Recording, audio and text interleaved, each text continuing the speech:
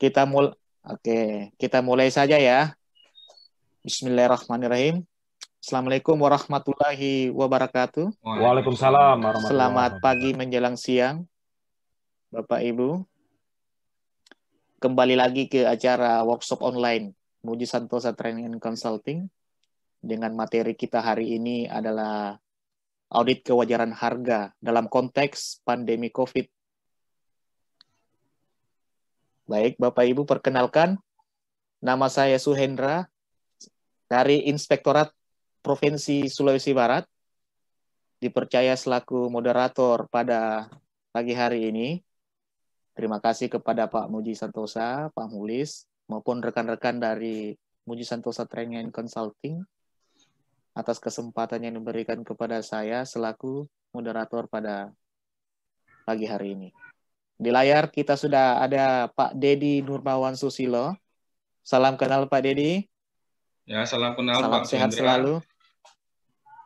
Baik, beliau ini adalah auditor sekaligus narasumber kita pada hari ini. Baik Bapak Ibu, saya ulangi lagi tata cara pelaksanaan workshop kita pagi ini. Bahwa pelaksanaan workshop ini dilakukan kurang lebih 1 jam 30 menit, dibagi 2 sesi. 45 menit pertama pemaparan oleh narasumber. Setelah itu kemudian sesi tanya jawab selama 45 menit. Peserta yang mau bertanya, silakan klik raise hand di partisipan dan akan diberikan kesempatan oleh saya bertanya secara berurutan. Yang kami prioritaskan dulu adalah peserta yang melakukan menunjuk tangan. Jika ada waktu pertanyaan melalui chat, nanti kami akan bacakan kemudian. Bagi Bapak Ibu yang menginginkan sertifikat, silakan isi daftar hadir. Daftar hadir ini sekaligus post-test, dan hanya peserta yang mengisi daftar hadir yang berhak memperoleh sertifikat. Link post-test nanti akan dikirim ke chat Zoom setelah pemateri selesai menyampaikan materi dan akan ditutup 20 menit setelah acara ini selesai. Sertifikat dapat diunduh paling lambat 2 kali 24 jam. Link akan dikirimkan ke WA grup kelas khusus. Baik, Bapak Ibu, sebelum kita mulai, kita berdoa sesuai agama dan kepercayaan kita masing-masing agar acara ini bisa berjalan lancar, bernilai ibadah, dan terkhusus bagi sebagian daerah kita yang terkena bencana alam maupun bencana non-alam agar segera diberhentikan. Amin. Berdoa dipersilahkan.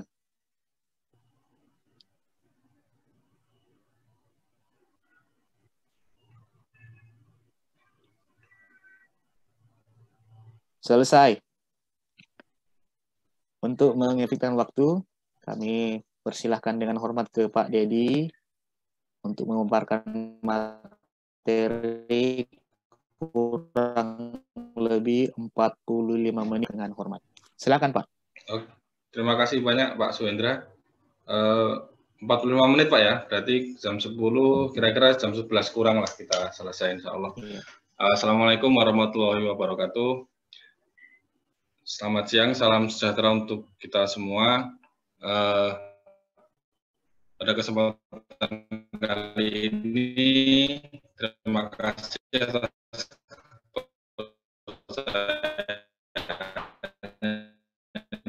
dari Pak Muji Santosa beserta kawan-kawan untuk audit kewajaran harga dalam konteks pandemi COVID-19.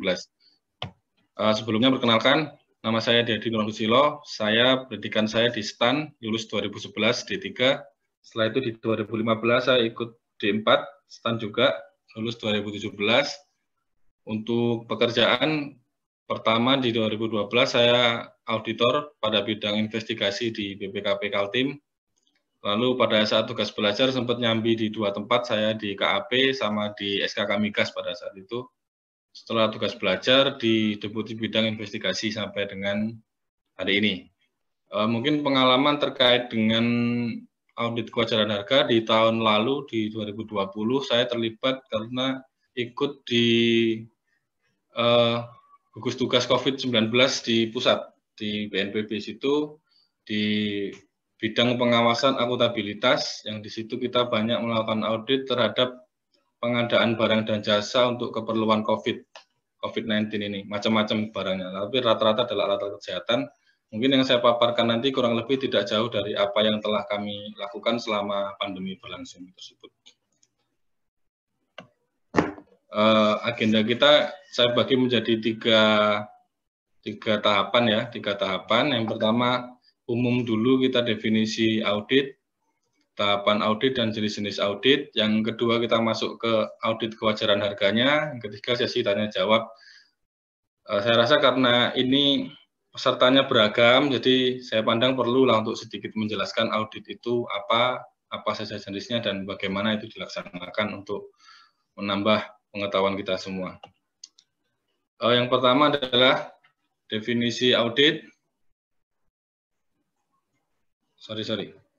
Definisi audit ada banyak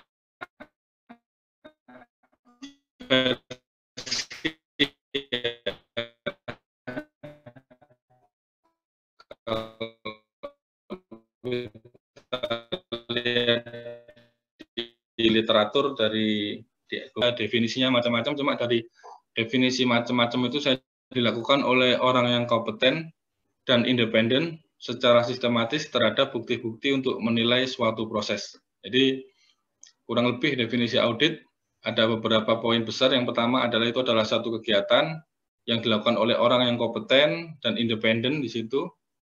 Independen, tidak terpengaruh, bisa netral seperti itu, dan itu kegiatan pengumpulan dan pengujian bukti secara sistematis untuk menilai suatu proses atau suatu kegiatan seperti itu. Tahapan kegiatan audit itu ada 4 ya secara umum. Nah, ini ke-save, mohon maaf. Yang pertama adalah di perencanaan.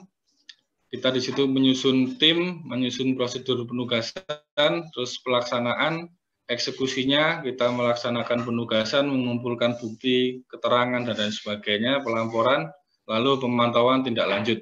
Nanti kita jelaskan di lebih detailnya lagi. Jenis-jenis audit secara umum ada 3. Jenis audit itu ada audit keuangan, audit kinerja, dan audit tujuan tertentu. Pembagian tujuan audit ini, jenis-jenis audit ini berdasarkan tujuan dari masing-masing audit tersebut. Untuk audit keuangan, seperti yang dilakukan oleh BPK, General Audit, itu tujuannya untuk memberikan opini terhadap laporannya. Tujuannya adalah 3E. Kita mengenalnya dengan istilah 3E, yaitu ekonomis, efisiensi, dan efektivitas. Gitu. Nah, lalu selain dari dua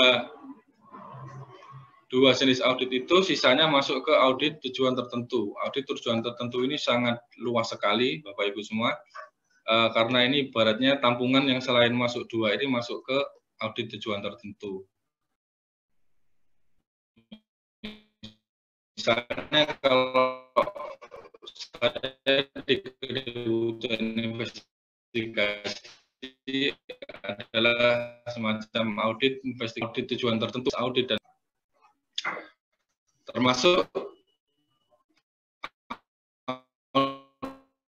audit kewajaran harga itu masuk dalam jenis audit tujuan tertentu. Tujuannya yaitu seperti apa Bapak Ibu? Kita semua ketika pandemi ini terjadi kan ada ketentuan di LKPP, kita harus menilai harga wajar. Sedangkan harga wajar sendiri pun tidak jelas kriterianya. Seperti apa? Jadi saya mencoba menyusun berdasarkan berdasarkan pengalaman dan selama ini sebagai auditor melaksanakan ini. Paling tidak kita melihat ada 3 unsur yang harus terpenuhi dari suatu harga itu kita bisa sebut wajar. Yang pertama adalah terbentuknya harga itu atau terpilihnya penyedia itu benar-benar dari proses yang fair dan sesuai dengan aturan. Tidak ada istilahnya pilih kasih atau apa yang membuat proses itu menjadi tidak sesuai dengan prosedur yang berlaku. Yang kedua adalah tidak ada unsur korupsi di situ. Tidak ada unsur gratifikasi, kickback, suap, pemberian, dan lain sebagainya. Kenapa ini harus nggak ada? Karena kalau ini ada meskipun kecil, ini harga yang terbentuk menjadi tidak korupsi seperti itu. Yang ketiga adalah akuntabel. Jadi harga yang terbentuk itu atau yang disampaikan oleh penyedia harusnya didukung dengan bukti-bukti, dasar-dasar dokumen untuk membentuk harga itu yang bisa dipertanggungjawabkan, bisa dilakukan pengujian secara memadai. Gitu. Katakanlah kalau ada suatu barang dia, misalkan mobil harganya cuma 100 juta tapi itu kita tidak bisa menelusuri bukti-bukti pembelian mobilnya dari mana. Nah itu meskipun murah, katakanlah murah, tapi tidak bisa dikatakan wajar karena katakanlah BPKB, STNK-nya nggak ada, bukti kwitansinya nggak ada, nggak bisa jadi ini barang curian atau semacam itu, sehingga tidak bisa dipertanggungjawabkan. Nah ini latar belakangnya mungkin sudah kita ketahui bersama.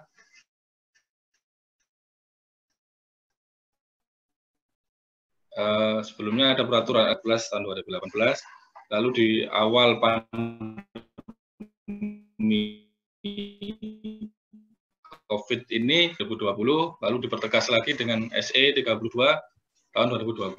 Yang intinya di situ ada satu klausul yang menyebutkan bahwasanya untuk memastikan kewajaran harga setelah dilakukan pembayaran, BPK meminta audit oleh APIP dan BPKP atau BPKP seperti itu. Jadi yang melaksanakan ini nantinya tidak hanya BPKP saja, juga teman-teman di inspektorat, di daerah maupun inspektorat di kementerian lembaga juga bisa melaksanakan audit tujuan tertentu untuk tujuan kewajaran harga di kementerian lembaganya masing-masing seperti itu. Nah, ini tahapan audit kewajaran harga itu ada 4 ya, kurang lebih ya. Ada 4. Yang pertama di perencanaan. Perencanaan itu kita menyusun tim audit yang mau kita tugaskan siapa saja. Terus info awalnya seperti apa, penyedianya siapa, jenis barangnya apa, jumlah anggarannya berapa, dan lain sebagainya. Yang terpenting tadi adalah PKA ini, prosedur audit, prosedur kerja audit. Di situ kita menyusun langkah-langkah apa nanti yang akan dilaksanakan. Jadi prosedur audit ini adalah kalau bisa dibilang jantungnya dari suatu audit, karena di sini berisi siapa akan melakukan apa, mencari bukti apa, dan melakukan pengujian apa. Lalu kita membuat surat tugas sebagai kelengkapan penugasan.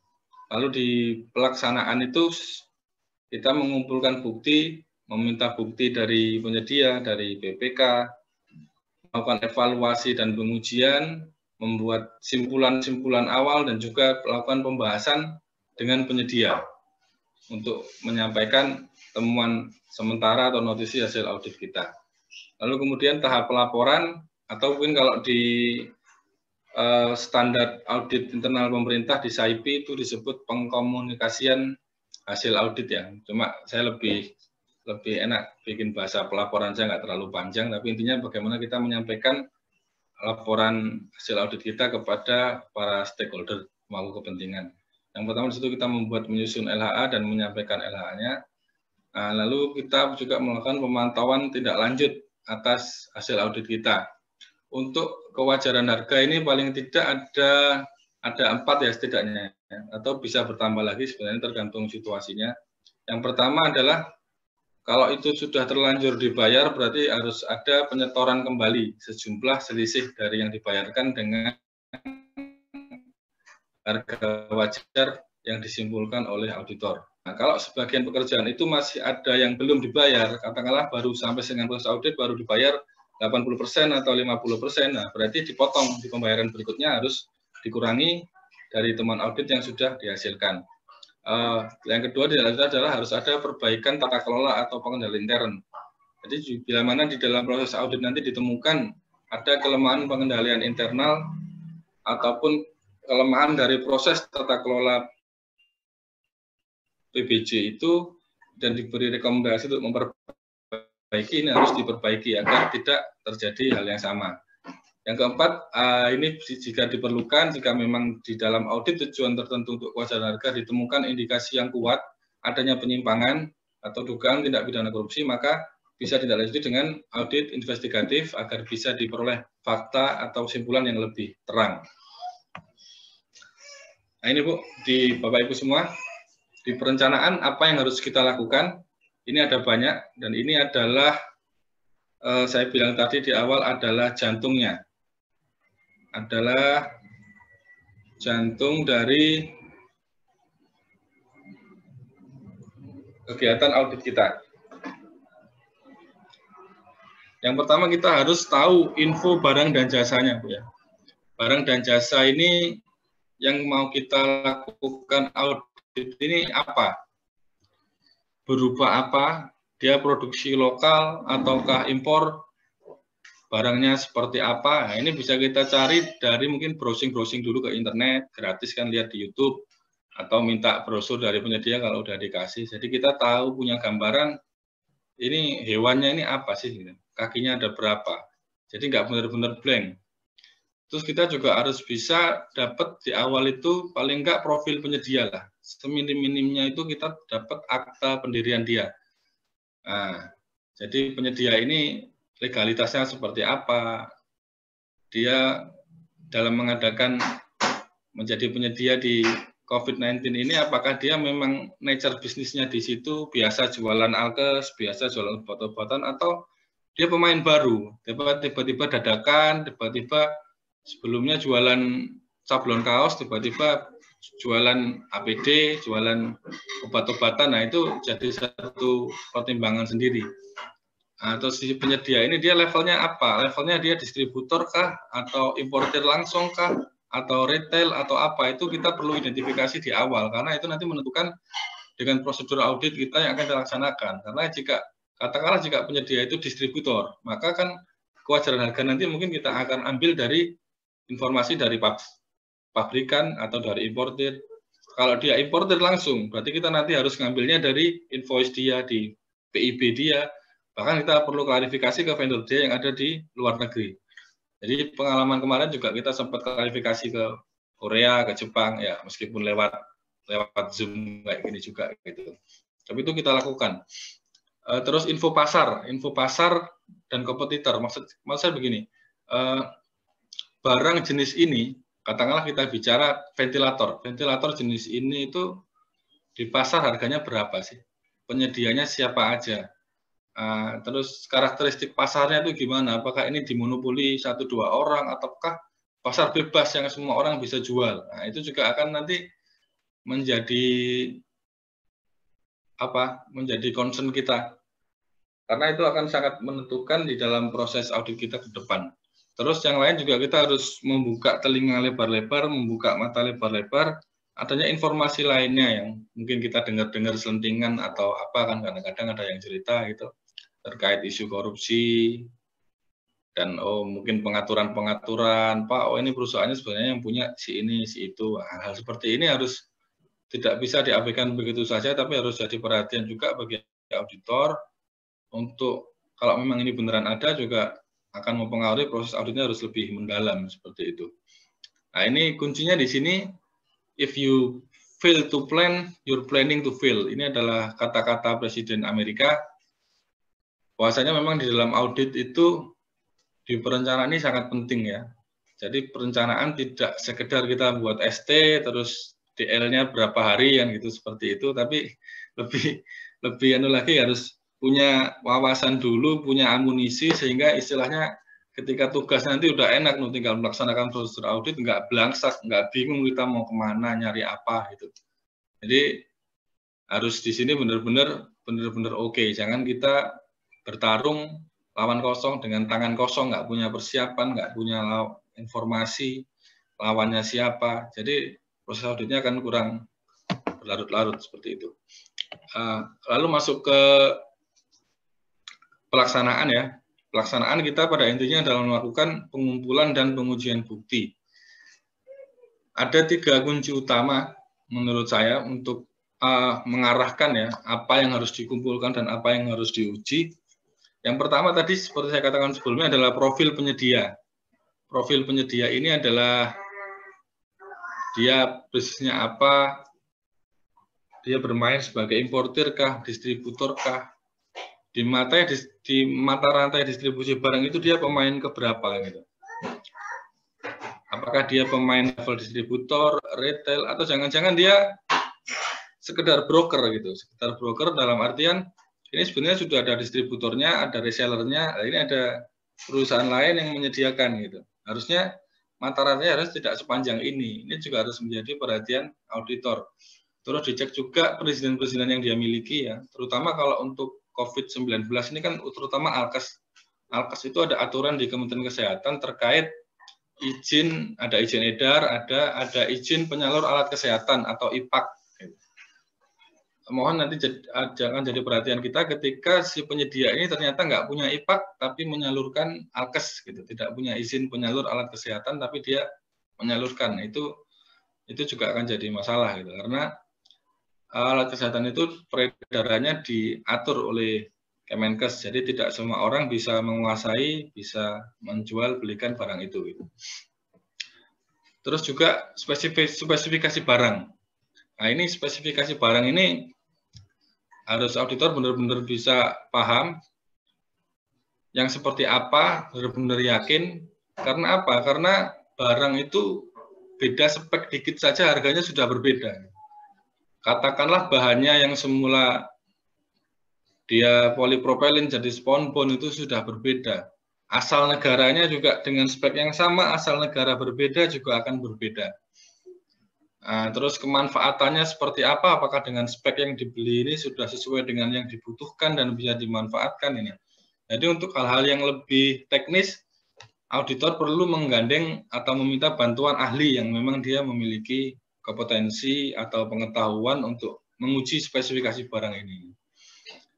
Ini penting, jangan sampai terlewat. Nanti kita udah ngomong penyediaannya oke, harganya wajar, tapi di endingnya ternyata barangnya zonk, nggak bisa dipakai gitu. Atau kualitasnya jelek gitu. Ini juga akan jadi masalah gitu. Yang concern yang ketiga baru kita di harganya, di harga kewajarannya dia, harga wajarnya berapa. Setelah kita firm penyediaannya oke, barangnya itu oke, udah tinggal kita nilai dengan bukti-bukti yang disampaikan, barangnya itu nilainya berapa sebenarnya. Nah ini cara pengumpulan dan pengujian buktinya seperti ini Bapak Ibu, kurang lebih ya. Kita bisa pakai klarifikasi ke PPK, untuk kita dapat gambaran umum proses pengadaannya seperti apa, ke penyedia, terkait dengan proses bisnis dia dalam mendapatkan barang ini seperti apa, atau pihak-pihak lainnya misalnya ke suppliernya penyedia, kita tanya, oh beneran kasih itu jualnya sekian, gitu. Ongkos kirimnya sekian, biaya sewa gudangnya sekian, dan lain sebagainya.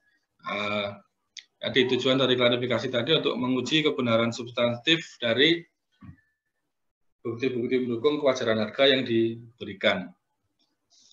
Terus juga kita harus punya juga harga pembanding, mencari harga pembanding ya. Harga yang sama di periode yang berdekatan untuk volume penjualan yang sama, yang mirip-mirip seperti itu. Tujuannya untuk apa? Untuk auditor harus punya harga pembanding, harga pasar ini. Tujuannya adalah agar kita tahu nih, harga yang pengadaan yang kita audit ini ringnya jauh nggak sih selisihnya dengan harga pasar gitu. Ketika selisihnya terlalu ekstrim, katakanlah harga pasarnya 100 dan kita temukan harga barang kita 200 atau 300, maka di situ kita harus lebih hati-hati lagi seperti itu. Nah, kalau misalnya harga pasarnya 200 terus pengadaan di kita 210, 220 kan risikonya nggak akan terlalu tinggi seperti itu. Nah, terus itu juga harus mendapatkan ini dokumen pendukung kewajaran harga. Jadi ketika di proses audit, penyedia harus menyampaikan kepada auditor kewajaran harga dia, yaitu struktur harga dia katakanlah harga belinya berapa, ongkos kirimnya berapa, biaya instalasinya berapa, marginnya berapa persen, gitu kan.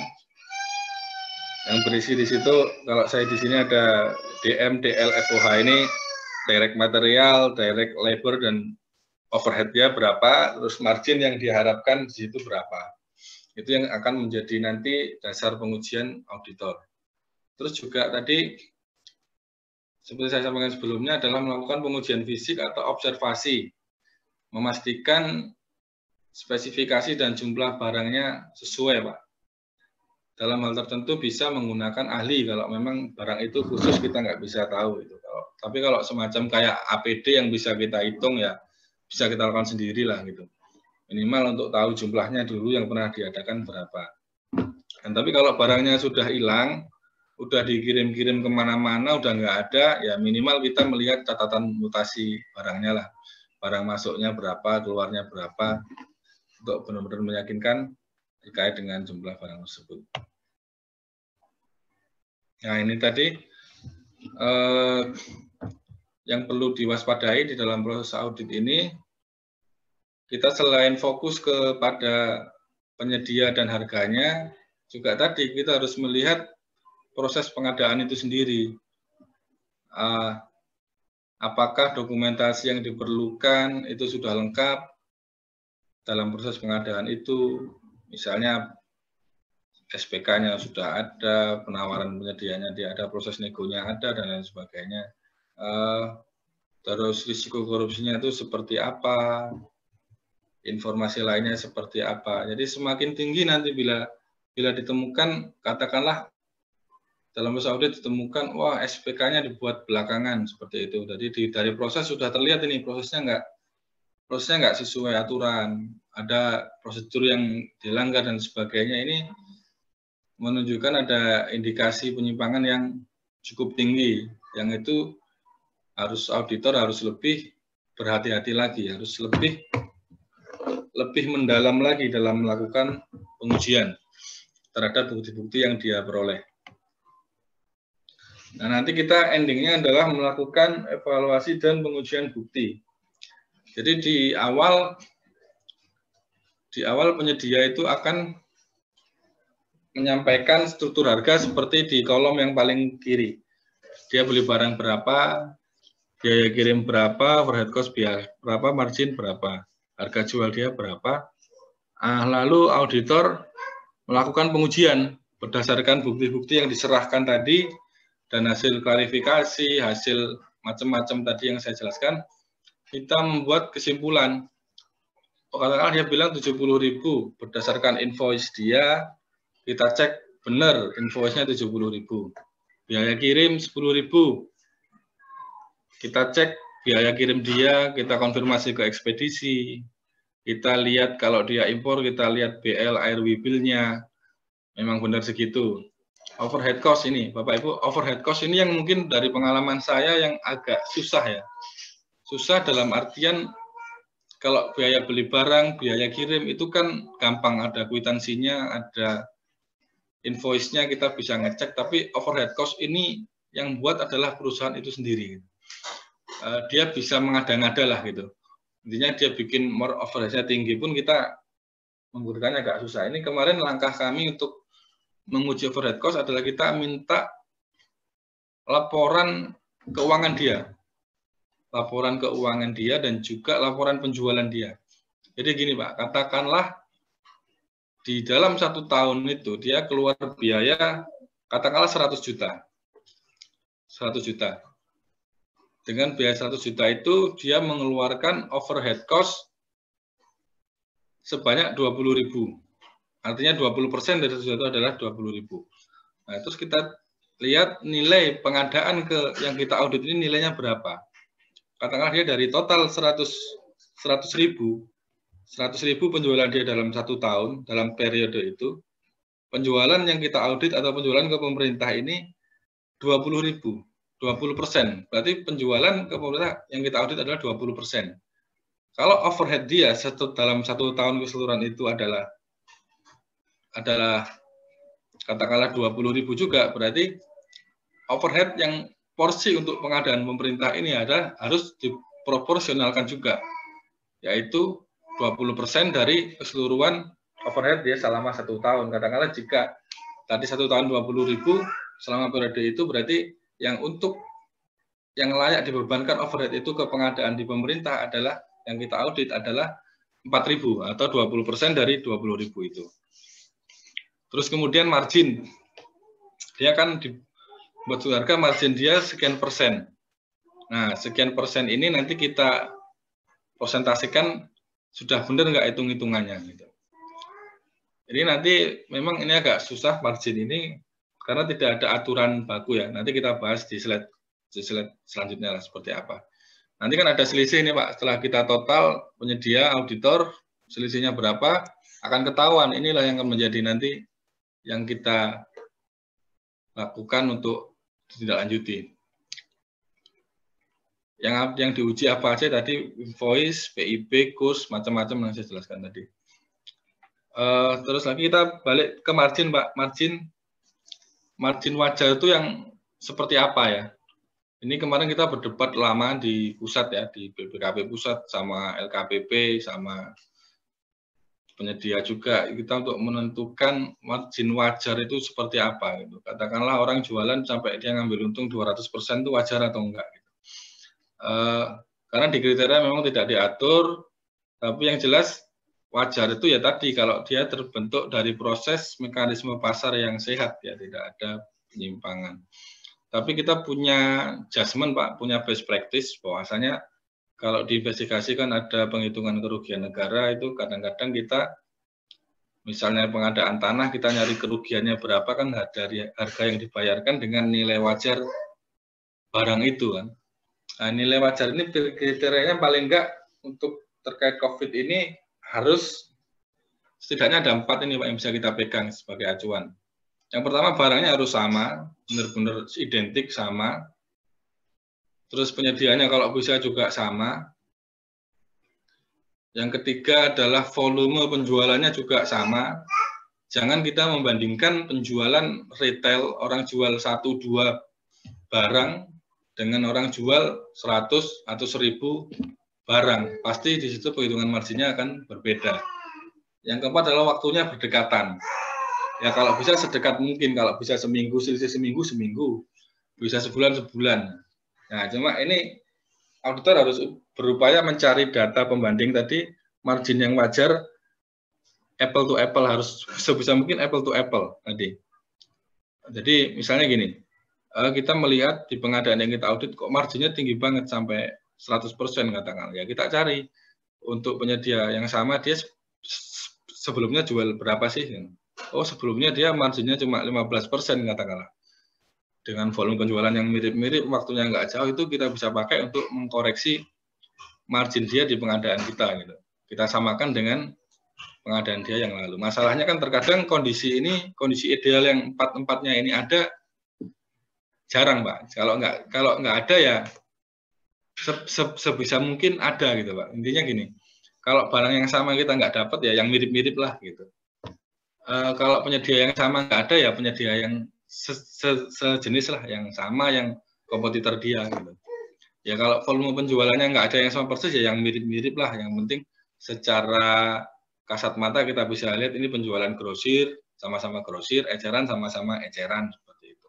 Terus waktu berdekatan ya kalau seminggu nggak ada, 2 minggu nggak ada, sebulan nggak ada, yang 2 bulan nggak apa-apa, yang 3 bulan nggak apa-apa. Kemarin pengalaman kita harga 3 bulan, 4 bulan masih kita pakai sebagai pembanding untuk menentukan margin wajar.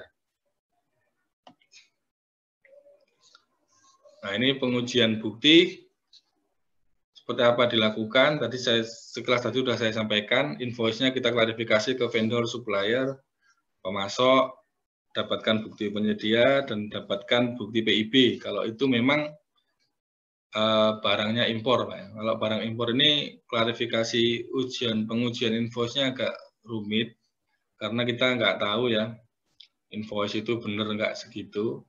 Ini kita juga harus punya backup, minta ke penyedia bukti pembayaran dia untuk kita lebih yakin. Pengalaman kami kemarin kita sempat beberapa konfirmasi ke produsen ya, produsen reagen PCR di Korea. ya terutama di Korea sama di Cina, karena dua itu paling banyak kemarin, karena kita melihat harganya kok sangat tinggi gitu kan. Terus akhirnya mereka menjawab by telepon, by email seperti itu, memang menjelaskan harganya segitu dengan pertimbangan ini. Jadi kita bisa yakin bahwa harganya benar.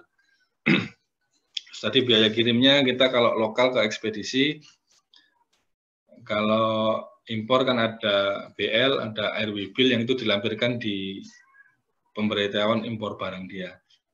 Nah, terus biaya overhead tadi saya jelaskan tadi, setelah kita dapat angkanya kita harus melakukan pengujian. Jadi ini sangat jelimet sekali kan overhead di satu perusahaan itu ada banyak, ada bayar gaji, bayar segala macam. Ini minimal auditor harus bisa memisahkan mana-mana biaya yang layak masuk atau layak enggak. Karena katakanlah penyedia itu kadang-kadang ngarang-ngarang ya, dia biaya bonus dimasukkan, biaya THR dimasukkan segala macam yang seharusnya itu tidak dibebankan secara langsung ke pengadaan ini. Nah, terus ini Pak, nilai kurs, Bapak Ibu, nilai kurs juga menjadi penting untuk terutama barang yang diimpor, Bu ya. Pengalaman kami kemarin ada perbedaan nilai yang cukup signifikan. Jadi ketika awal dia membuat penawaran, membuat struktur harga, dia katakanlah barangnya $10, dia berasumsi rupiahnya per dolarnya 15.000. Namun pada saat pelaksanaan, pada saat barang ini dikirim dan dibayar, ternyata kursnya cuma 13.000 atau 14.000. Kalau dikalikan jadinya banyak. Nah, terus pertanyaannya kalau kursnya naik, gimana Pak?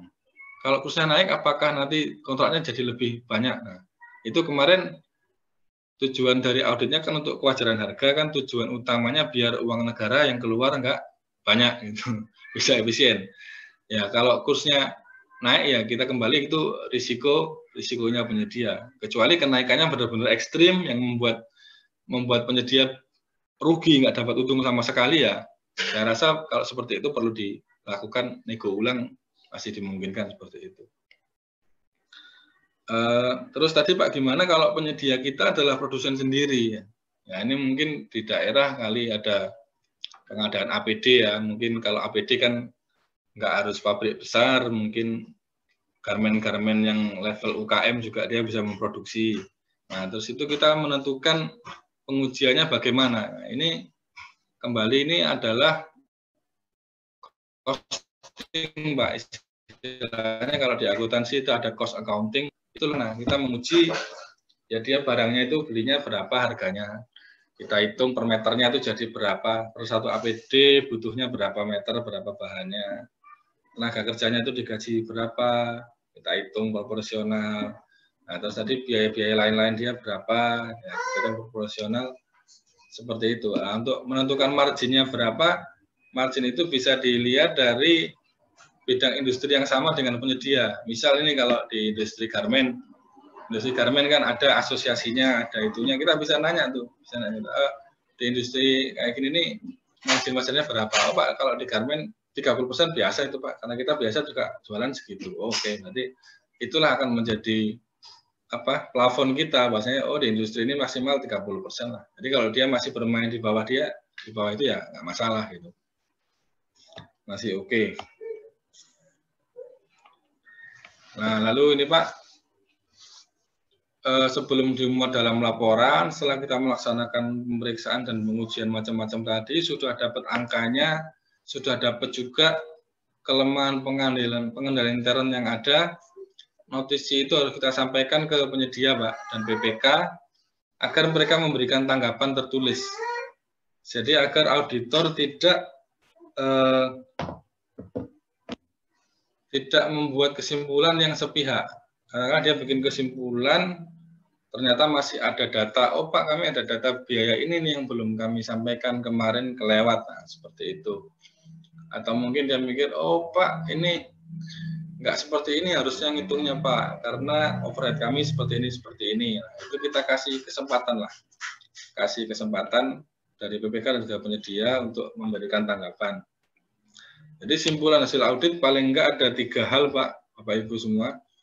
Yang pertama tadi masukan atau saran tentang jika ditemui ada kelemahan pengendalian intern. ada proses tata kelola yang miss, yang kelewat, yang bisa diperbaiki harus disampaikan. Yang kedua terkait dengan harga wajarnya berapa. Dari hasil audit ini, harga wajarnya ini kita sampaikan. Selain angkanya juga harus ada penjelasannya, kenapa angkanya segitu. Yang ketiga adalah hal lain yang perlu diperhatikan, ya ini informasi lainnya umum aja, hal-hal yang mungkin dirasa penting lah untuk disampaikan ke objek audit selain dari dua hal ini. Rekomendasinya berupa apa? Rekomendasi yang pertama adalah pengendalian intern harus perbaikan ya, tentunya ada perbaikan atas proses PBC yang telah berjalan. Yang kedua terkait kewajaran harga, ini rekomendasi adalah dipotong pembayarannya, ditagih dan disetorkan kembali ke kas negara terkait dengan harga rekomendasinya. Ya untuk lainnya ya tergantung situasionalnya. Lainnya tuh bisa macam-macam nih Pak. Lainnya itu misalnya katakanlah kemarin kita melihat ternyata gudang penyimpanannya itu secara nggak memadai lah. Sebenarnya ini bisa masuk ke pengendalian intern juga. Nah, atau misalnya gini, misalnya kemarin itu ada satu barang yang dibeli distribusinya ini tidak tepat, nah semacam itu. Karena nilainya besar, jadi kita jadikan atensi agar itu segera digeser ke tempat-tempat yang memang perlu. Sifat dari rekomendasi itu harus minimal ada 3, Pak. Jadi auditor dalam memberikan rekomendasi, sifatnya itu harus menghilangkan penyebab dari permasalahan itu, meminimalkan dampaknya atau menghilangkan dampaknya, dan yang paling penting adalah dapat dilaksanakan gitu. Sehingga objek audit kita nggak bingung, tidak bingung ini cara melaksanakannya bagaimana. Kadang-kadang bikin bahasa rekomendasi tidak lanjuti sesuai aturan yang berlaku. Itu umum, kadang-kadang bingung si objek audit kita ini tidak lanjutnya gimana, sesuai aturan itu yang gimana. Sebisa mungkin kalau bikin rekomendasi harus yang executable, yang bisa dilaksanakan. Misalnya kepada BPK rekomendasikan untuk melakukan penagihan kembali kepada penyedia selisih kewajaran harga sebesar sekian. Nah, kalau misalnya belum dibayar, ya kepada penyedia kita sarankan rekomendasikan untuk melakukan pemotongan pembayaran yang atas tagihan penyedia sebesar sekian, macam itu, sehingga bisa dilaksanakan. Nah, mungkin cukup sekian dulu Pak. Ini belum ada 45 menit, nanti kita banyak didiskusi saja, karena kalau saya cerita detail juga nanti akan banyak gitu. Sementara itu dulu aja. Terima kasih Pak Suhendra. Baik, terima kasih atas pemaparannya Pak Dedi. Materi yang singkat, padat dan jelas yang dibawakan oleh Pak Dedi tadi. Sebenarnya materi ini bukan hanya ditujukan kepada auditor sebenarnya, tapi bagi para pelaku pengadaan, khususnya bagaimana memitigasi risiko terkait kewajaran harga ini. Baik, kita masuk ke penanya pertama dulu, kita cek. Oh, ada Ibu Dia Puspitaningrum. Silakan Bu Dia, jika mendengar suara saya, silakan bergabung dan memperkenalkan diri. Selamat pagi Pak Dedi, mohon izin saya Dia.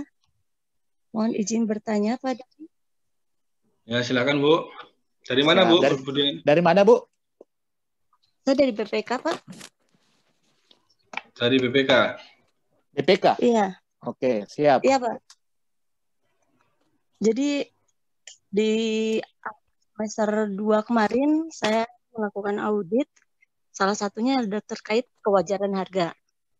Satu kondisi yang saya temukan adalah pada kasus di mana di bulan awal Maret itu kan fluktuasi harga itu sedang tinggi ya Pak. Kemudian kelangkaan barang juga terjadi. Jadi salah satu alasan dari penyedia atau PPK menyatakan bahwa sudah dilaksanakan sesuai dengan prosedur pengadaan, yaitu dengan melihat dari e-purchasing ya, kalau tidak salah itu. Ketika sudah ditentukan penyedia sudah memberikan surat penawaran, penyedia tersebut menyatakan bahwa barang yang diminta itu sudah tidak ada atau sedang kosong. Sementara permintaan dari, ini terkait APD ya Pak, permintaan dari rumah sakit atau pengguna barang itu tinggi. Waktu itu APD memang salah satu barang yang sangat dibutuhkan. Hingga akhirnya ada rekanan ya, sesuai dengan tadi yang sudah Bapak jelaskan, mengajukan penawaran barang. Tapi sebelum tersebut tidak memiliki latar belakang sebagai penyedia barang APD, tapi memiliki NIE, dia juga memiliki tadi itu IPAK ya. IPAK. Nah, IPAK ya, salah satu yang menjadi kendala adalah harga yang ditawarkan oleh rekanan tersebut 3 kali lipat dari harga yang wajar pada saat itu. Ya. Kenapa dipilih rekanan tersebut? Karena tidak ada lagi tersedia barang-barang dari penyedia yang lain. Menurut Bapak sendiri, bagaimana ketika kita mentolerir harga tersebut? Terima kasih. Ini langsung dijawab atau dikumpulin dulu Pak Suhendra? Langsung aja Pak, supaya gampang, mudah. Baik, jadi langsung kita jawab aja. Saya mau izin ngambil minum sebentar ya. Siap.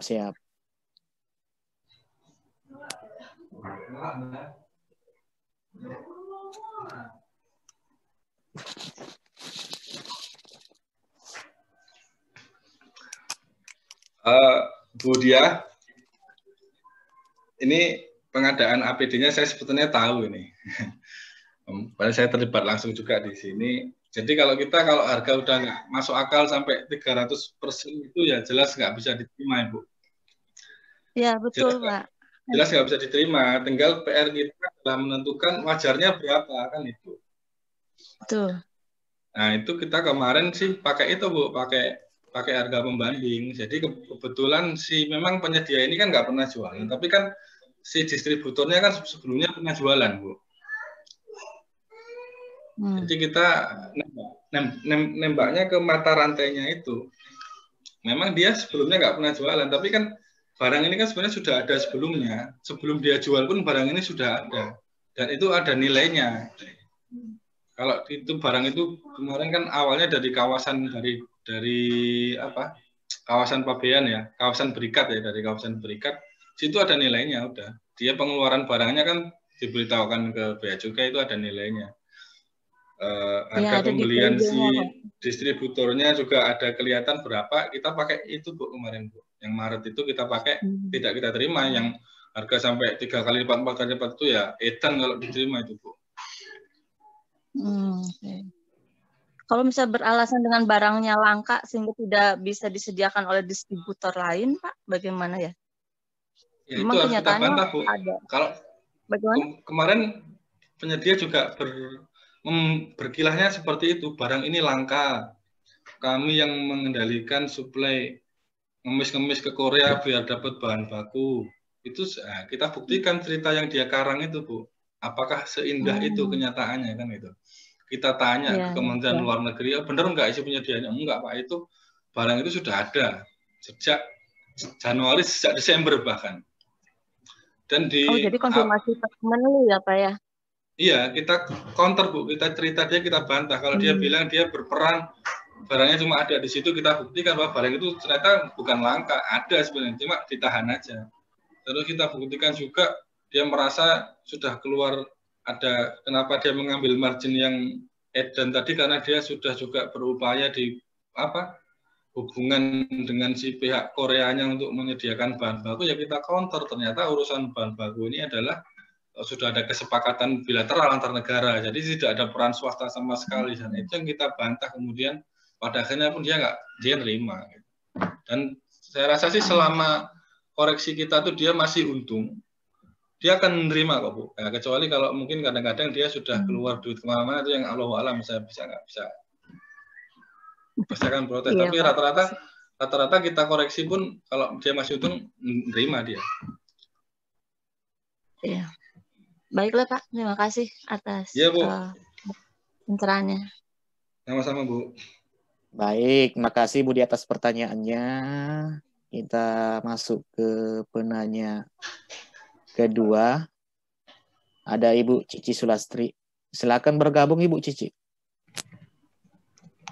Terima kasih Pak atas waktunya.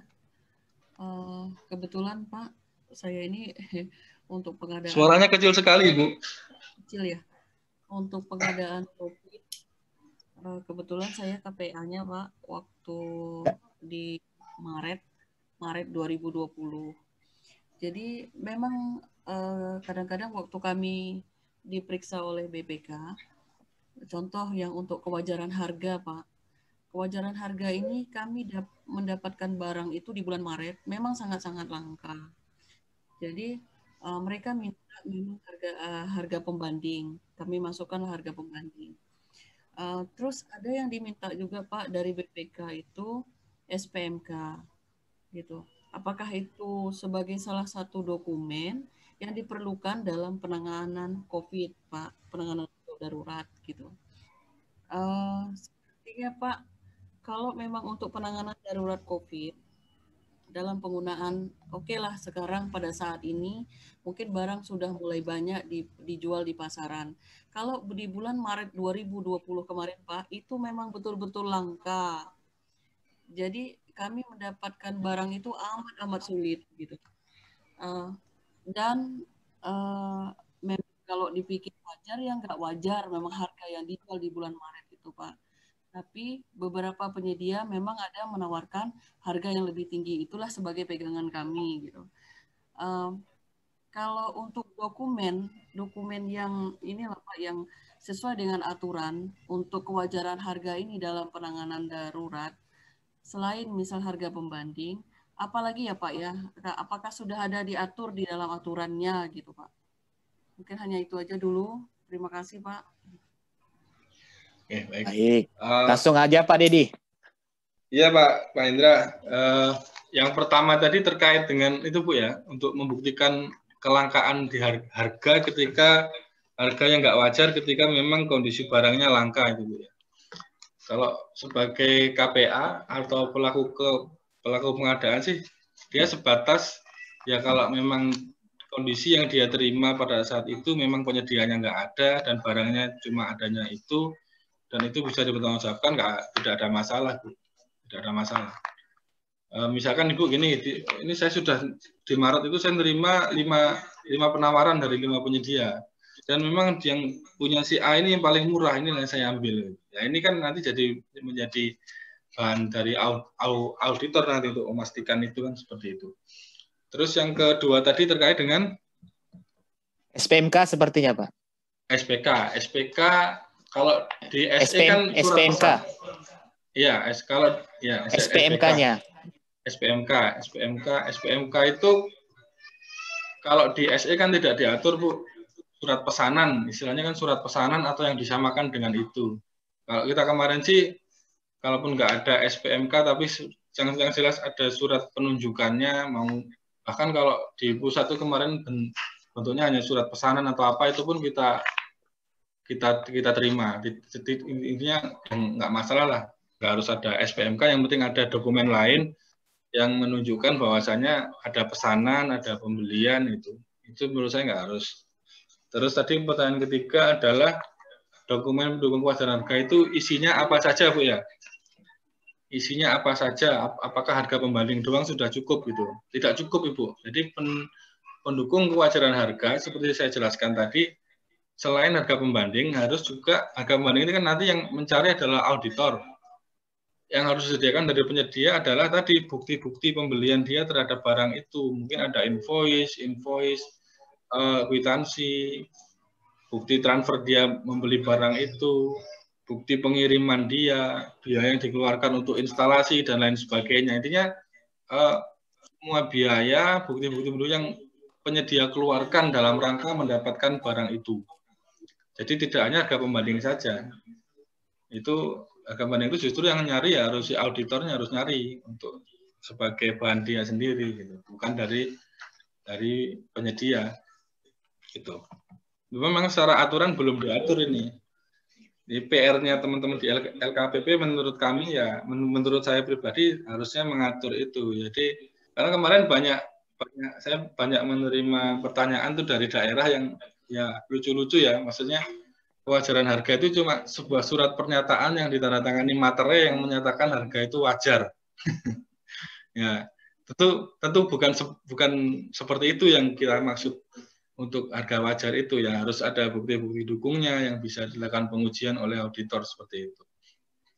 Itu Bu Cici? Bu Cici jelas kan? Bu Cici? Iya Pak. Apa yang ada sudah jelas ya? Sebaiknya Pak nanti gini Pak, kami untuk di lapangan kadang-kadang yang kami baca di surat edaran itu memang kan konsep dari penanganan darurat kalau nggak salah akuntabel, efektif, sederhana pertanggungjawabannya. Yang penting ada dokumentasi yang lengkap gitu. Cuman kadang-kadang kami yang ribet pada saat pemeriksaan ini, yang contoh untuk diminta kwitansi pembelian misalnya dari penyedia mengambil barang itu dari mana, itu yang kami kewalahan. Sebagai contoh Pak, kami membeli barang seperti termogan waktu di bulan Maret 2020 itu saya tanya di penyedia baik itu di kabupaten maupun di provinsi saya tanya itu kosong. Jadi adalah di Facebook, melalui Facebook online lah ada yang berjual. Disitulah kami dapatkan ada 20. Dan kalau ini gimana ya Pak kalau sebagai auditor yang diminta misalnya mereka meminta gini, ada nggak tanda bukti pembeliannya itunya semua lah yang dijual dari Facebook, pembandingnya dari mana. Jadi kebetulan kami membuka pembanding itu hanya dari Bukalapak dan kebetulan di Bukalapak itu lebih tinggi dari harga penjualan di Facebook gitu. Kami terus terang kami ada membeli termogan itu dari Facebook. Ada sih kwitansinya gitu. Beli langsung lah dengan persorangan. Dengan keadaan yang darurat seperti itu udah bingung Pak kondisinya gitu. Iya. Kalau bisa jangan apalah pada pemeriksaan itu gimana ya Pak ya, dokumen-dokumen yang kira-kira sudah transparan kami belanja gitu. Tapi masih diminta lagi yang agak merumitkan kami lah gitu Pak. Terima kasih. Ya Bu, saya bisa memahami lah ya ini. Memahami, memang begini sih. Kalau saya pribadi Bu ya, saya pribadi dengan kondisi yang serba hektik, serba darurat itu ya dari auditor pun harusnya jangan mengharapkan sesuatu yang sempurna gitu. Semua ada, semua ini. Jadi kalau saya dari si audit selama dari si PPK atau pelaksana pengadaan ini dapat mempertanggungjawabkan ya dengan cerita-cerita tadi kalau memang benar didukung, ini ada screenshot Facebooknya Pak, ada percakapannya, ini saya sudah mencoba nyari kemana-mana ini Pak, saya sudah nanya ke penyedia ini nggak ada, semua kosong, ini satu-satunya yang ada. Kalau saya pribadi Bu, saya akan menerima itu Bu, kalau saya pribadi loh ya, tapi kan pemeriksa kan macam-macam, cuma saya doang. Iya, betul. Jadi ya itulah. Memang itulah kenyataannya kami hadapi Pak gitu. Ya, apalagi beban kerja. Jadi kalau memang ada diskusi Pak, mau sampaikan lah ke auditor yang lain gitu. Sambil curhat sih Pak. Ya Bu.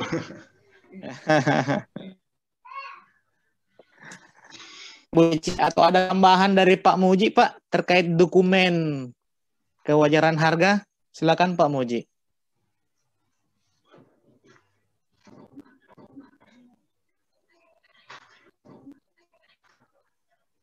Oh, sepertinya beliau masih di jalan, Pak. Kita lanjut ke penanya ketiga. Ada Bapak Ahmad Dasuki. Silakan bergabung Pak Ahmad Dasuki jika mendengar suara saya. Ya, terima kasih Pak. Halo Pak. Iya Pak, silakan Pak. Dari mana? Asal dari mana? Ya, saya dari pemerintah Kota Sibolga Pak. Oh, Pemkot Sibolga ya. Pemkot Sibolga, kebetulan saya di Dinas Perumahan dan Permukiman.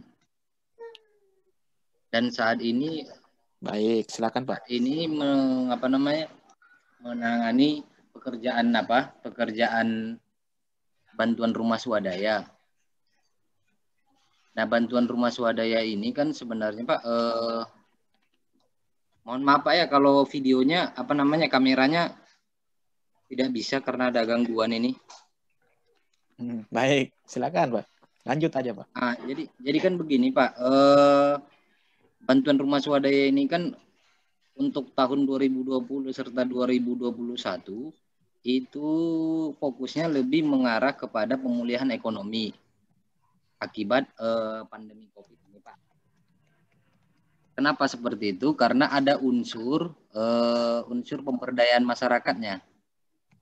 Seperti itu. Dia dilaksanakan dengan swakelola tipe 4. Kalau saya tidak silap Pak ya. Jadi kan begini, kalau untuk bedah rumah, kalau istilah di masyarakat, bedah rumah ini masyarakatnya sendiri yang melaksanakan negosiasi kepada penyedia ataupun toko bangunan.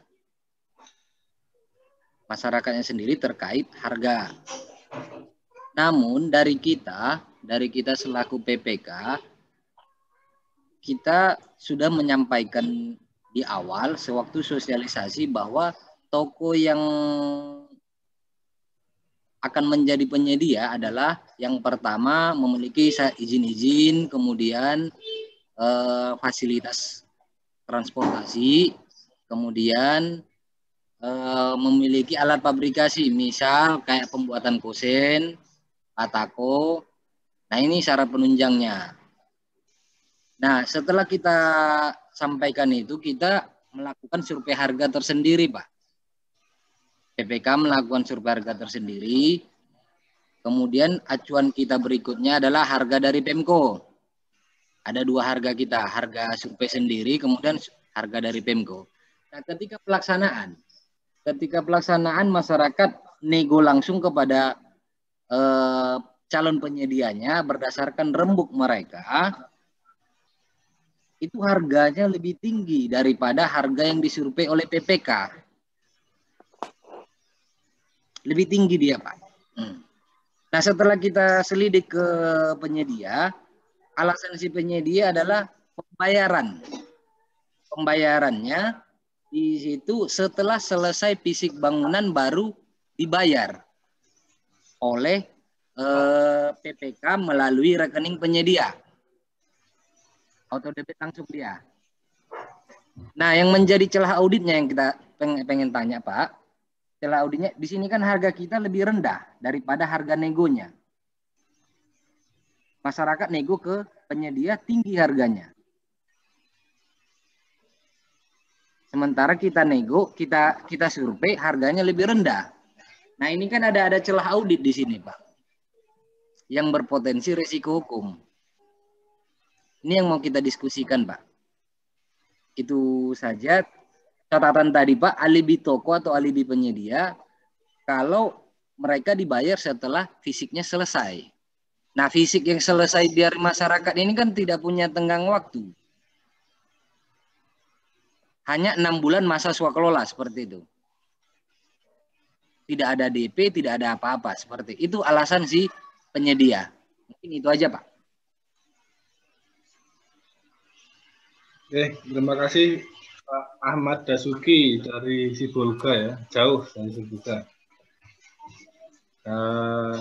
Ini cukup menarik sebenarnya Pak. Kalau swakelola tipe 4 itu kan pelaksananya kelompok masyarakat Pak ya? Iya, benar Pak. Berarti kan nggak ada penyedia di sana Pak? Tadi yang Pak maksud penyedia itu siapa ya? Toko Pak, mereka belanja. Toko. Kan kelompok masyarakatnya rembuk, mohon maaf Pak, kelompok masyarakatnya rembuk, menentukan mereka kemana belanjanya. Belanja materialnya. Enggak, ini kan belanja material Pak. Belanja materialnya. Iya. Terus harga material hasil rembuk warga ini lebih tinggi dari survei yang Bapak lakukan gitu ya? Iya. Nah, terus Bapak tanyakan kenapa kok lebih tinggi, jawaban si toko bangunan berarti Pak ya selama ini ya. Iya. Si toko bangunan bilangnya ya ini kan dibayarnya belakangan Pak gitu ya. Ya, setelah fisik selesai, fisik bangunan. Ya setelah selesai. Nah, pada saat Bapak survei di awal itu Bapak menyampaikan nggak kalau misalnya harga yang saya tanyakan ya harga nanti kalau misalnya dia dibangun terus selesai dulu, intinya Bapak tokonya nalangi dulu harganya berapa. Sama nggak dengan itu? Iya, sama kita sampaikan. Sama, sampaikan. Sama kita sampaikan bahwa pekerjaan material akan dibayar setelah fisik bangunan selesai. Sama disampaikan sama ya? Sama. Terus ini Bapak tanyakan lagi nggak ke toko bangunannya lah. Dulu saya tanya gini kok sekarang gini. Padahal kan sama-sama nih kalau kita bilang kan yang ditanyakan kan hal yang sama. Kenapa bisa berbeda? Ya kita kan surveinya kan tidak ke toko yang diinginkan masyarakat, Pak. Oh gitu, beda toko iya, ya? Beda toko. Selisihnya berapa persen Pak? Terkadang ada yang jauh Pak, ada yang rendah. Misal kayak semen tuh, semen kita kan pasti kita survei ke toko yang memiliki izin distributor. Tentu harganya katakanlah dia di angka 64. Ya. 64.000 per 50 kilo. Ya, nah, dealnya ke masyarakat itu di angka 70, kan ada selisih 6.000 di situ, Pak. Oh. Mungkin karena si masyarakat dia ngambilnya bukan di toko itu, Pak ya, di toko yang lain ya? Iya, iya. Nah, ya. Gini, Pak, kalau gitu pendekatannya toko yang diambil masyarakat ini secara perizinan memenuhi juga nggak? Memenuhi. Ya sebenarnya kalau begitu dari dinas bisa mengarahkan nggak itu untuk ngambil di toko itu aja, tapi ya jadi masalah bisa, juga Pak. Nantinya. Tidak ya, bisa, akan jadi masalah juga. Menurut saya gini Pak, kalau memang seperti itu dari toko bangunannya sudah begitu, sebenarnya tidak ada risiko audit Pak, meskipun harganya lebih murah karena tadi ada fakta bahwasanya saya survei ke toko ini, tapi masyarakat ngambilnya maunya ke toko ini, ya udah silahkan. Selama benar, ini dalam artian si toko yang diambil masyarakat ini dia beli semen kwitansinya 70.000 ya beneran 70.000. Jangan semennya ternyata dibayar 70.000 ternyata cuma 60.000 yang 10.000 lari kemana-mana, itu yang akan jadi masalah sebenarnya. Iya Pak. Yang juga masalah pastikan juga speknya sesuai Pak. Spek dan volumenya ini benar-benar sesuai. Pastikan itu. Kalau spek volume itu sudah sesuai dan dibukti toko bangunannya memang harganya segitu dan nggak ada yang macam-macam, Bapak tenang aja, nggak usah khawatir. Nanti kalau ada tim audit datang ya dijelaskan, kita udah survei Pak harganya segini, tapi ya masyarakat nggak mau, mereka maunya tertentu mungkin udah langganan atau lebih dekat tempatnya atau gimana kan kita nggak tahu juga kondisinya seperti itu. Yang penting spek dan volume rumah yang dibangun itu sesuai, bukti-bukti pendukung untuk harganya itu diproduksi oleh toko itu dan itu benar nggak ada rekayasa, nggak ada masalah Pak, menurut saya Pak.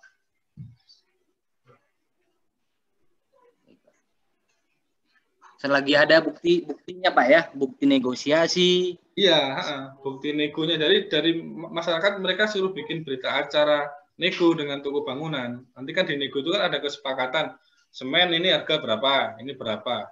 Dan itu kalau itu ya yang penting beneran aja, misalnya semennya habis 100 ya beneran 100. Jangan dibikin habis 100 tapi cuma habis 80 sebenarnya, yang 20 buat beli rokok. Saya soalnya ragunya di situ Pak. Kita survei lebih rendah. Mereka dapatkan lebih tinggi seperti itu. Iya. Tapi kalau itu kan di harga satuannya Pak. Kalau dari speknya ada perbedaan nggak? Misalnya kalau spek tidak ada perbedaan. Tidak ada, cuma di harga satuannya aja berarti ya. Iya. Nggak ada masalah Pak menurut saya Pak. Selama tadi, selama Bapak punya dokumentasi yang jelas, Bapak sudah survei ini dan ada kesepakatan warga seperti ini, itu saya rasa nggak ada masalah. Baik Pak. Makasih Pak Suhendra. Baik. Kita ke Pak Prof nulis dulu, Pak Prof. Ini terkait swakolola tipe 4, Pak Prof. Nah, di dalam Oke swakolola tadi. ini, oke, setuju nggak? Sepakat dengan Bang Deddy lah, gitu loh. Yang penting ya etos Oke, ya, sesuai dengan siap. real ya Bang ya. Betul. Nggak ada apa ya, membuat ketidakwajaran lah gitu loh. Jadi ya masyarakat atau Pokmas itu ya belanja kepada penyedia ya at cost yang di SPJ kan sesuai dengan realitanya gitu. Mungkin sepakat deh. Gitu. Oke, mantap. Jelas ya Pak Ahmad Dusuki ya.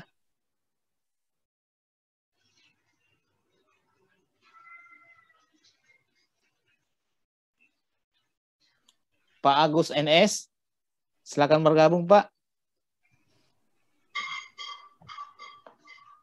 Oke. Oke, assalamualaikum Pak. Waalaikumsalam warahmatullahi wabarakatuh. Ya, mohon maaf ini kalau yang saya tanya jangan-jangan sudah dijelaskan tadi. Saya agak lari-lari ini Pak. Nggak, dari mana Pak? Menyangkut ini Pak, dari Sulawesi Tengah Pak. Bina Sulawesi Konstruksi. Tengah. Okay. Ya. Okay. Ya. Ya, ini maaf ini kami mau nanya tentang terkait dengan untuk konstruksi kewajaran harga di pandemi ini gimana? Apa beda nggak perlakuannya dengan barang ya? Pertama itu, yang kedua kami ada seandainya, halo. Ya halo Pak. Iya Pak, silakan kedengaran Pak. Ya. Seandainya dalam kewajaran yang dalam pemeriksaan audit kewajaran harga yang dianggap HPS ketinggian itu gimana ya? Apa nanti konsekuensinya si yang buat HPS atau penyedia nanti yang nawar itu yang harus mengganti rugi gitu, yang menganggap kelebihannya jika nggak wajar gitu HPS-nya terlalu tinggi. Kan walaupun ini kan dilelang gitu. Ini pertanyaan saya gitu, apakah memang kalau pas dicek nanti audit, apa nggak sampai ke HPS tidak itu auditnya? Jika seandainya dites ke HPS-nya rupanya ada, walaupun nggak sengaja ada salah perhitungan, kan manusia nih Pak. Bisa aja dikonstruksikan ada koefisien sebagai faktor pengali untuk menentukan harga santuan, bisa aja keliru. Ya. Itu gimana perlakuannya? Yakin saya ini pasti nggak kepidana ya? Itu aja pertanyaan sampai. Gimana, apa penyediaan kembali atau penggunanya yang buat HPS itu harus kembalikan uangnya? Makasih. Ya. Itu aja. Ya, terima kasih Pak Agus. Ini cuacanya di Sulteng gimana nih Pak? Hujan, panas atau gimana Pak? Alhamdulillah Pak, hujan-hujan dikit masih sepoi-sepoi nih. Ini berarti pertanyaannya terkait konstruksi Pak ya, bukan terkait COVID ini Pak ya? Konstruksi tapi di masa COVID gitu, dengan alasan pandemi, waktu PPK-nya menyusun itu alasannya gitu, karena pandemi kan susah cari tenaga gitu, alatnya ini gitu. Sehingga HPS-nya bisa aja dia kasih naik gitu. Oh gitu. Pas kita mau wajar harga ya, ini berdebat kan biasanya. Ini Pak Agus, di SE terkait penanganan darurat ini HPS itu tidak diwajibkan Pak. Kalau kita ngelihat, kalau ngelihat di anunya itu tidak diwajibkan lah bikin HPS itu. Tapi kalau sudah terlanjur bikin pun ya nggak masalah, malah bagus itu. Berarti kan ada upaya dari pengelola, dari penyelenggara kegiatan ini untuk lebih berhati-hati lagi dia menyusun HPS gitu. Kalaupun di HPS nanti ada kesalahan ya, karena dia sebenarnya nggak bikin pun nggak apa-apa, dia bikin salah ya nggak apa-apa Pak, nggak ada konsekuensi. Terus kalau memang nanti hasilnya ada yang nggak wajar, kalau nanti di hasilnya ada ketidakwajaran ya, yang nyetor siapa ya, yang terima duit siapa Pak? Kalau yang terima duit penyedianya ya dia penyedianya balikin. Ya kalau yang bikin HPS terima duit, nah itu baru pidana Pak. Iya. Oke, dia gitu ya. Makasih Pak. Seandainya kalau ini kan kebetulan karena dia lelang kan, jadi ini ada dalih kan penyedia HPS itu yang kan katanya bukan jadi alat kewajaran ya untuk menghitung kerugian negara ya. Iya, enggak. Tapi kok diperiksa di HPS-nya gitu, kasus kita di sini ada gitu, Pak. Kalau diperiksa ya semuanya diperiksa, Pak. Kan kita pengen tahu ceritanya gimana kok dapat HPS seperti ini, kan gitu aja. Gitu. Kalau masalah kerugian negara ya memang bukan dari HPS. Kerugian negara itu kan harus nyata dan pasti dari isi aturan. Itu kalau mengait konstruksi ya kerugian negara itu ya dari kekurangan volume, spek yang turun. Itu kan dari ahli semua, Pak. Kalau memang konstruksinya kategori gagal konstruksi ya total loss kan gitu.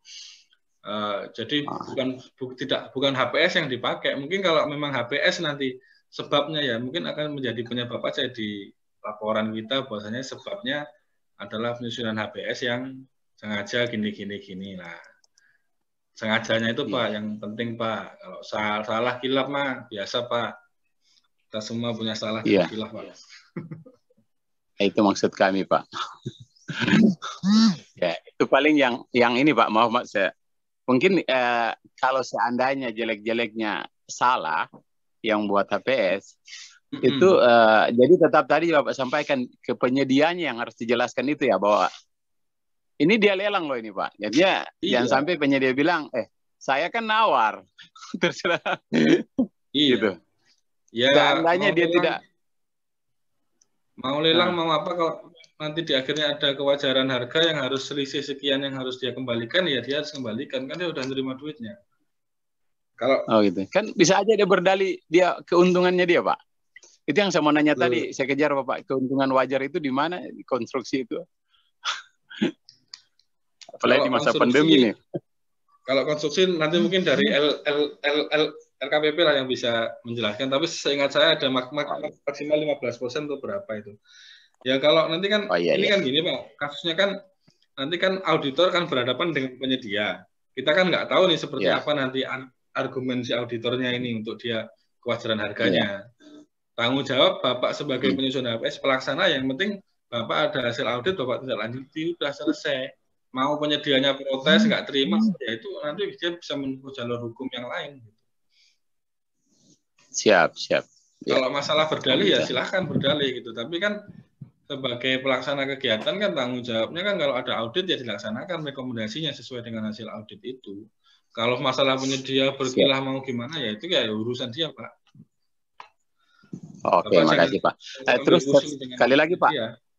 Terus untuk misalnya HPS-nya memang salah dia ada kehilafan, apakah bisa ditindak ada sanksi dia ya? Sanksi ada rekomendasi atau gimana? Atau nggak bisa jadi PPK lagi atau gimana? Atau ada sanksi lain? Jadi begini Pak, kalau dari audit itu kan kita nggak tahu faktanya seperti apa ya. Katakanlah orang salah itu kan dia sengaja atau lalai kan gitu aja. Sengaja ada etikat yang nggak baik. Ya kalau ini kan mungkin nanti rekomendasinya ya mungkin akan dicopot atau dan lain sebagainya. Kalau sekedar lalai ya mungkin perlu dikasih teguran atau didiklatkan lagi biar ingat dan lain sebagainya. Jadi nggak melulu harus Muji lagi ya. Begitu Pak. Iya Pak, nggak harus serem dan sebenarnya tindak lanjut itu tadi bukan ada di auditor. Auditor hanya sekedar saran kan. Yang melaksanakan ya tetap pimpinan satkernya dia ya terserah. Kalau cuma sekedar orang lalai salah nol atau apa ya masa ya dicopot ya enggak lah. Namanya orang lalai ya mungkin stres kali atau lagi capek ya dikasih penyegaran, dikasih teguran, dikasih diklat lagi biar kalau skillnya kurang kan gitu. Selama nggak ada etikat atau kesengajaan tadi. Etikat ya. Iya. Kalau ada kesengajaan, kalau udah sengaja ya mau gimana lagi kan. Kalau nggak bisa dibina kan dibinasakan kan gitu Pak. Iya. Pak, makasih Pak. Ini nanti dikasih sama-sama bagus. Ya. Baik. Mungkin ada tambahan dari Pak Muji, Pak? Atau beliau lagi nyupir? Ini terkait dengan keuntungan nih di konstruksi nih. Silakan Pak Muji. Oh, beliau tidak ada. Kita ke Prof. Molis saja. Bagaimana pendapatnya terkait keuntungan? Pak Muji sudah bergabung, Bang? Silakan. Pak Muji sudah. Oke. Silakan Pak Muji terkait dengan keuntungan di konstruksi ini. Pertanyaan dari Pak Agus. Ya, terima kasih. Pada dasarnya keuntungan 10%, 15% itu dalam buat APS ya, APS. Sedangkan yang keuntungan penyedia profit itu tidak diatur, tapi tetap dalam rangka kewajarannya, karena ini adalah dana publik, dana negara, dana masyarakat, ya tetap wajar. Jadi ketika di situ ada ketidakwajaran dan di situ ada tadi proses-proses yang nggak pas, ya menjadi faktor kerugian negara gitu Pak Sendra, menurut saya gitu ya. Betul, Ya, itu yang perlu diperhatikan itu.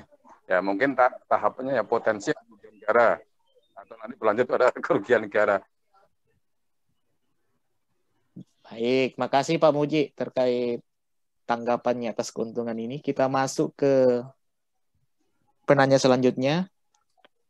Ada Pak Kurniawan, Pak Dr. Kurniawan, Konawe Selatan. Silakan Pak Dokter. Ya. Assalamualaikum warahmatullahi wabarakatuh. Waalaikumsalam warahmatullahi wabarakatuh. Selamat siang, narasumber yang saya hormati, Pak host Pak Suhendra dan teman-teman di room Zoom ini. Pertanyaan saya ada dua. Pertama, dalam SE 3 tahun 2020 memang benar tidak ada HPS dan kewajaran harga ditentukan sendiri oleh penyedia. Nah, pertanyaannya kemudian, dalam SE ini kan tidak tergambar apa saja yang menjadi kewajaran harga. Apakah harga barangnya saja, termasuk biaya pengiriman, biaya pengepakan, biaya sosial, biaya-biaya lain. Ini tidak dimuat di SE. Nah, pertanyaannya kemudian adalah, kalau tidak dimuat di SE, kenapa juga auditor menambah komponen pemeriksaan terhadap kewajaran harga? Gitu. Apa landasannya? Kenapa sih auditor menambah mengumpulkan data komponen dasar kewajaran harga yang sudah ditentukan oleh yang sudah dibuat oleh penyedia? Yang selanjutnya, di dalam masa COVID ini ada pekerjaan konstruksi gitu, di mana Inmen nomor 2 2020 ada protokol kesehatan. Bagaimana? Apakah termasuk kewajaran harga ketika penyedia menambah biaya tes COVID umpamanya untuk setiap pekerjanya, seperti PCR, seperti antigen dan lain-lain? Apa termasuk kewajaran harga itu sendiri? Karena di Inmen nomor 2 cuma prosedur pekerjaan yang diatur gitu. Terima kasih.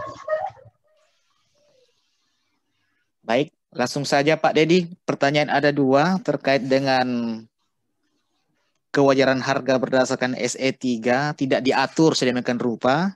Dokumen-dokumen apa saja? Yang kedua, bolehkah itu biaya tes COVID masuk dalam RAB? Apakah itu masuk dalam item kewajaran harga juga yang dihitung atau tidak? Makasih Pak Dedi. Silakan Pak. Oke. Terima kasih Pak Hendra. Itu yang pertama, dapat dasar auditor menambahkan komponen pendukung yang macam-macam tadi Pak, yang tidak diatur di SE. Kenapa? Karena di SE tidak diatur Pak. Karena di SE tidak diatur, makanya kita tambahin Pak. Karena kalau pakai SE aja itu kita nggak bisa melakukan pengujian kewajaran harga Pak. Ya, bayangkan kalau cuma dari penyedia cuma kertas selembar yang berbunyi menyatakan harga wajar ditandatangani materai, terus kita mengujinya gimana kalau nggak ada dokumen yang macam-macam tadi. Nah, ini menurut saya ke depan juga dari LKPP harus lebih detail lagi lah, minimal ada invoice atau apa gitu. Jadi ini kenapa kita minta, karena itu kita perlukan, karena kita menguji kewajaran harganya, kita harus tahu nih harga dibelinya berapa, biayanya berapa. Kalau tanpa dokumen-dokumen itu kita cara ngujinya nggak bisa, tidak bisa melakukan pengujian. Kita tidak bisa melakukan pengujian, ya akhirnya SE ini nggak bisa dilaksanakan, audit kewajaran harga itu nggak bisa dilaksanakan kalau ada buktinya gimana. Nah terus yang kedua, biaya tes COVID masuk kewajaran harga bisa masuk Pak, selama bisa dipertanggungjawabkan. Katakanlah gini, kayak kemarin kita beberapa juga ada pengadaan untuk swab massal ya, untuk swab massal karena petugas yang melakukan swab ini juga pun harus diswab, itu kita akui juga sebagai biaya dia. Selama masuk akal, katakanlah pegawainya ada 10, yang diswab 10 ya masuk akal. Kalau pegawainya 10, terus yang diswabnya sampai 50 kan jadi pertanyaannya. Bisa Pak, bisa masuk Pak. Intinya apa saja sih biaya yang bisa masuk di komponen pendukung kewajaran harga? Artinya semua biaya yang benar-benar dikeluarkan dalam rangka mengadakan barang itu atau jasa itu. Semuanya Pak, selama semua ini yang masuk akal ya. Dalam artian semua enggak semua, tapi dia nyumbang kemana dimasukin juga enggak. Semua yang memang dia terkait dengan proses bisnis pengadaan barang atau jasa ini Pak. Bagaimana Pak Dokter? Ya, terkait dengan tadi pekerjaan konstruksi tadi, Inmen nomor 2 2020 kan ada pekerja mandor, kepala tukang, pekerja lain. Apakah dia bisa masuk di komponen umpamanya kalau tes COVID itu di dalam RAB ya, di dalam penyusunan kewajaran harga yang dibuat oleh kontraktor? Apa bisa? Kalau dia bisa, bisa ya? Oke. Bisa Pak. Oke, terima kasih Pak. Terima kasih Pak. Oke, baik. Bisa. Bagaimana Pak Muji? Apakah ada tambahan terkait dengan biaya tes COVID dalam pekerjaan konstruksi? Apakah bisa dimasukkan, Pak?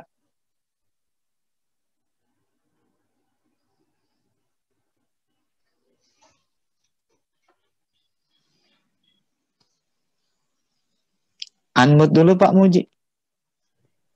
Ya, terima kasih. Jadi kalau peraturannya ya tidak membuat HPS, setelah itu mengenai harga menjadi tanggung jawab penyedia. Nanti audit. Ya auditnya bagaimana? Ya auditnya yang sederhana aja Pak, gampang aja, yaitu melihat kewajaran harga. Ya, jadi semua ujungnya adalah di sana mengenai kewajaran harga. Ya, sepakatlah saya sampaikan oleh Pak Dodi tadi. Begitu aja Pak. Baik, silakan, makasih Pak Muji.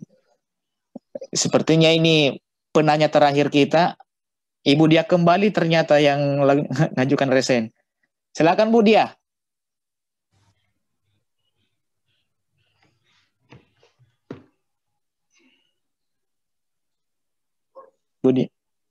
Bu Dia?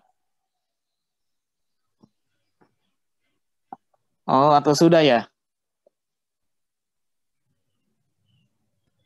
Baik, kita masuk ke sudah ada Inspektorat Kelungkung. Ada ya? Ya. Oh, Inspektorat Kelungkung. Silakan. Ya, Pak. Ya. Halo. Silakan, Pak. Suara jelas, Pak? Jelas, Pak. Ya, saya Kadek Winarda, Pak. Nama saya Kadek. Oh, Kadek Winarda ya? Oke. Winarta. Izin bertanya ke penyaji. Halo? Ya, mohon maaf, suara kayaknya sinyal kurang bagus. Ya, silakan, layar Pak. saya mutekan ya. Ya, kedengaran, Pak. Halo, silakan. Ya, Pak. Saya ingin bertanya terkait bahwa audit kewajaran harga itu dilakukan setelah dilakukan pembayaran.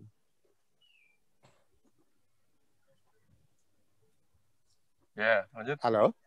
Ya. Ya, lanjut Pak, lanjut. Saat setelah dilakukan pembayaran. Karena kita melihat bahwa pengadaan barang jasa dalam kondisi COVID tidak dilakukan penyusunan APS dan diserahkan sepenuhnya kepada penyedia. Nah, pertanyaan saya, apakah boleh nggak kita, karena itu outlet SE ya. Nah, sekarang kami ada semacam perbedaan pendapat di kami, di inspektorat. Satu sisi kita ingin mengikuti SE untuk mengaudit kewajaran harga, tapi ada pendapat yang meminta kita untuk melakukan audit dalam konteks post audit, tidak hanya mengurus kepada kewajaran harga, tetapi kita memang mengaudit secara keseluruhan proses pengadaan barang dan jasa. Dari perencanaan sampai memang barang itu, data jasa itu dimanfaatkan. Karena ruang lingkup kewajaran harga terlalu sedikit. Potensi, ada argumen, potensi fraud itu tidak bisa hanya dilihat dari kewajaran harga. Nah, karena ada perbedaan pendapat tersebut, karena masing-masing memiliki argumen kuat, ada beberapa pekerjaan audit kewajaran harga belum kami lakukan karena ada keinginan untuk kita melakukan post audit secara keseluruhan, Pak. Karena kalau audit kewajaran harga terbatas hanya kepada komponen harga. Mohon masukan, Pak. Mungkin bisa hasil ini bisa kami sampaikan di PKS kami di kantor, Pak. Terima kasih. Baik, silakan langsung aja Pak Dedi. Pertanyaan terakhir kita. Ya, terima kasih Pak Indra. Jadi begini Pak, ini kalau kami di pusat Pak ya, di pusat kita kemarin itu judul dari penugasannya itu bukan audit kewajaran harga Pak. Jadi judul penugasannya kemarin adalah audit tujuan tertentu tata kelola pengadaan barang dan jasa untuk pandemi COVID dan bla bla bla gitu. Intinya memang di dalam audit itu tidak hanya fokus pada kewajaran harga Pak. Jadi kewajaran harga itu hanya satu tujuan audit aja. Di situ ada tujuan lain yang banyak. Jadi kita juga dari awal, mulai dari perencanaan, rencana kebutuhannya seperti apa, sampai kita ke distribusinya, Pak. Makanya tadi saya di awal juga bercerita, bahwa kita juga menyebut distribusi yang tidak sesuai dengan data yang valid gitu. Jadi memang di fakta kemarin di 2020 itu, selain di harga, memang kita juga ada aspek lain yang kita lihat. Jadinya ya kayak post audit biasa gitu. Tapi memang atensi atau perhatian terkait harga ini menjadi satu fokus utama juga gitu. Kemarin seperti itu Pak. Jadi bisa saja itu dieksekusi sekalian post audit dengan macam-macam, mungkin bisa melihat perencanaannya, rencana kebutuhan, sekalian ada perbaikan tata kelola juga. Menurut saya lebih bagus seperti itu. Jadi nanti tinggal timnya dibagi, ini tanggung jawabnya siapa-siapa gitu. Lebih efektif gitu Pak. Nah kalau cuma harga doang kan juga kita tidak bisa melihat harganya saja, kita melihat harganya juga kita melihat proses terbentuknya harganya, melihat ya harusnya memang harus sekalian bareng-bareng, lebih bagus seperti itu Pak. Siap, saya senang dengan jawaban ini Pak. Ini syukurlah Pak kalau senang Pak. Ini sudah artinya kami dapat backup referensi dari pusat Pak. Boleh Pak, iya Pak.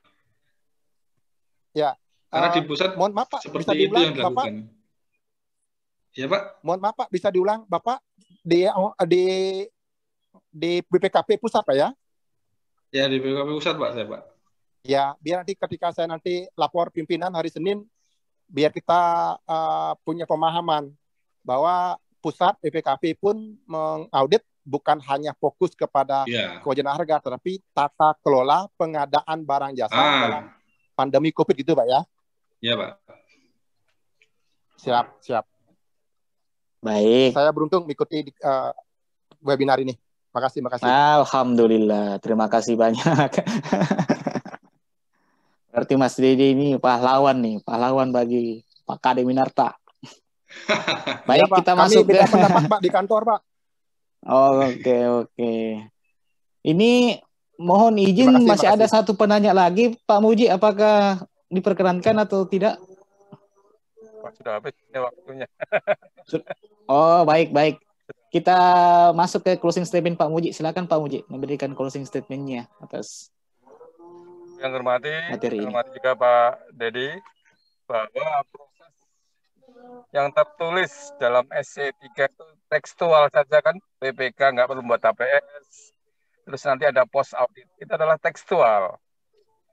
Tapi kita harus memahaminya secara kontekstual, bahwa pengadaan itu harus benar, harganya harus benar, terdistribusi atau tidak, rusak atau tidak. Jadi tidak sekedar hanya harga saja, tapi menyangkut aspek-aspek yang lain. Itulah pemahaman secara kontekstual, jangan hanya sekedar tekstual, Pak ya. Jadi kita ada webinar seperti ini, pemahaman kita secara tekstual, mudah-mudahan namanya komprehensif. Jadi hari ini pun saya sangat berterima kasih sekali kepada Pak Dedi, memberikan banyak sharing-sharing pengalamannya, hal-hal yang detail selama ini mungkin kita tidak tahu, ya, yang dialami oleh Pak Dedi. Pengalaman Dedi itu bermanfaat sekali bagi saya dan bagi Bapak Ibu. Dan Pak Dedi masih maulah ya, di sesi berikut lagi bagaimana audit pengadaan barang dan jasa. Terima kasih pada Pak Sendra, Pak Dedi, Bapak Ibu sekalian. Wassalam.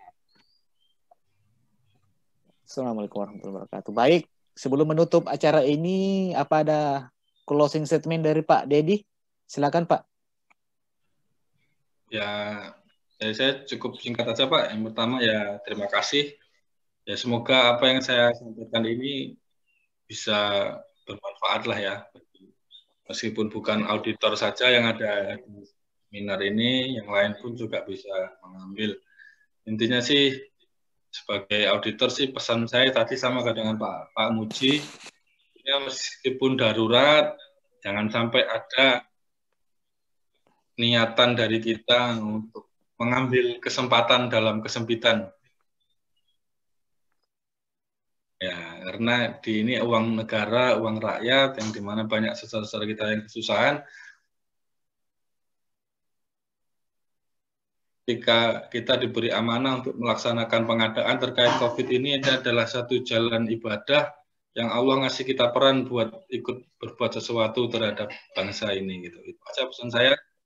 Tetap jaga kesehatan, jaga integritas. Itu aja, Pak Sundra. Terima kasih. Baik, terima kasih Pak Dedi. Intinya, menurut saya, pengadaan darurat ini tidak meninggalkan sifat akuntabilitas. Baik, kita tiba ke penghujung bicara. Akhir kata saya selaku moderator, sekaligus mewakili pihak manajemen Muji Santosa Training and Consulting mengucapkan terima kasih banyak kepada Bapak narasumber, Bapak Ibu peserta yang bersedia meluangkan waktunya. Apabila dalam pelaksanaan acara ini ditemukan kekeliruan, baik disengaja ataupun tidak disengaja, mohon untuk dimaafkan. Dengan mengucapkan wabillahi taufiq wal hidayah, assalamualaikum warahmatullahi wabarakatuh. Salam pengadaan, salam akuntabilitas. Acara ini